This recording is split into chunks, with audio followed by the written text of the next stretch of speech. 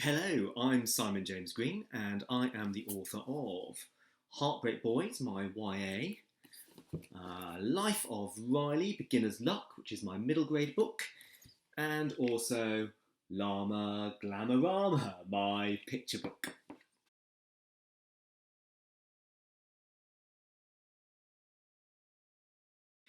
Yeah, it's changed loads. I think even looking back to when my first novel, Noah Can't Even, came out back in 2017, there wasn't a huge amount of LGBTQ plus YA or anything younger around, certainly not from kind of UK authors. And I think even in just the last sort of 4 or 5 years, we've come on so much. There's so much more variety now, so many more authors writing those stories. It's really fantastic. And even better, those books have found an audience. Whereas, just in relatively recent history, those authors probably would have been told there's no market for this, we can't sell books with those types of characters or with those themes. But now, fantastic, they're really popular, there's a lot of buzz behind them, and it's a really lovely thing to see. And I go into a lot of schools and talk about the books, and the one thing I would say I've learnt from those younger readers is how open they are today and how willing they are to read these stories regardless of their own sexuality or what they may be going through themselves. But there's a real openness amongst young people for these characters and these books, and they want to read and they want to explore, and they are accepting of them more and more. Now, I'm not saying there isn't still work to do, of course there is. Homophobic bullying does still sadly exist in a lot of schools, but I would say the great thing is that the books are part of the process of making that better. And that is a really wonderful, wonderful thing to see and to be a part of.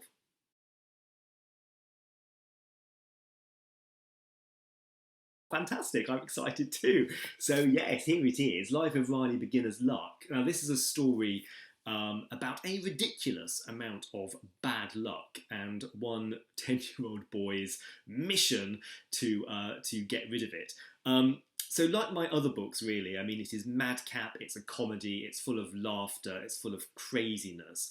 Um, but at its heart, there is hopefully a really sweet message there about friendship and about how having the right friend by your side can turn a really bad day into actually quite a good one.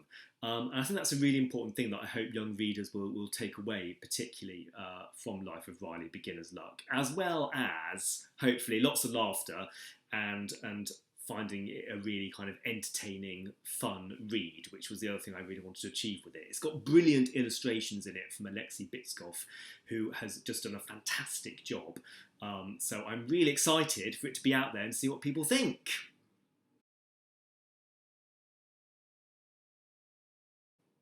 It's an interesting one, this. I think actually, I mean, there's so much in terms of the value that Golden Egg provides.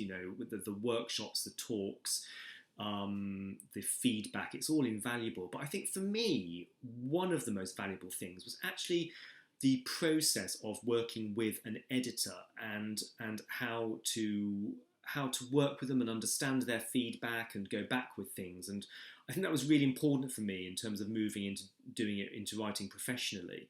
And also that extra industry insight, which I think you can only get when you're working with people who either currently are working or have very recently worked within the industry itself.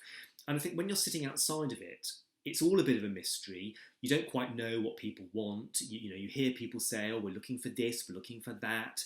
And then you maybe try and submit something that you think fulfills those criteria, and actually they don't want it at all.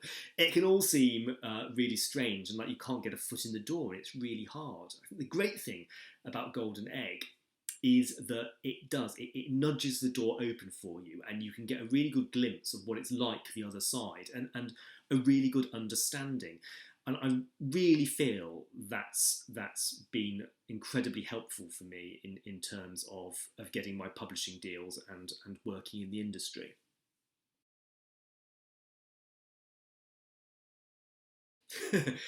I mean, it is quite difficult, it's true, because I spent my first 4 books were all young adult. So I basically spent 4 or 5 years completely in the mindset of a teenage boy, effectively. And, they have certain concerns and preoccupations which younger kids generally don't have. So switching from that to writing picture books for kind of 3 to 6 year olds, and then up to middle grade and kind of writing for 8 to 12, yeah, it was a little bit difficult. I had to really focus my mind and get myself really into the zone of kids that age. But anyway, that's it's part of the thing. You have to do it, and I loved doing it. I enjoyed it. Do I have a favourite age to write for? Not really. They've all got brilliant aspects to them. I will always love writing young adult because I love coming of age stories, and I love writing about teenagers who I just think are often by their very nature hilarious and fabulous beings, and that will always hold a very special place in my heart. But I loved doing the picture books. I loved working with such a small word count and telling a story within that, and then collaborating with an illustrator to bring the whole thing to life. That was a fabulous process for me, and I loved every second of it. And middle grade, I've just found to be the most joyous thing in the whole world. And writing for that age group when they are so lacking in cynicism is a wonderful thing. And I really felt free to kind of go completely weird and wacky with the humour in that, and felt that kids that age would probably go with me a lot more.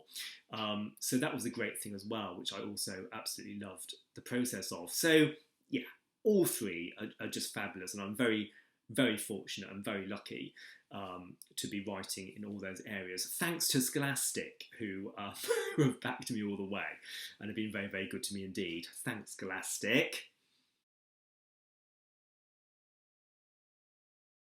Community. Editorial feedback. Champagne and canapes. The team. Fantastic workshops. Inside industry knowledge.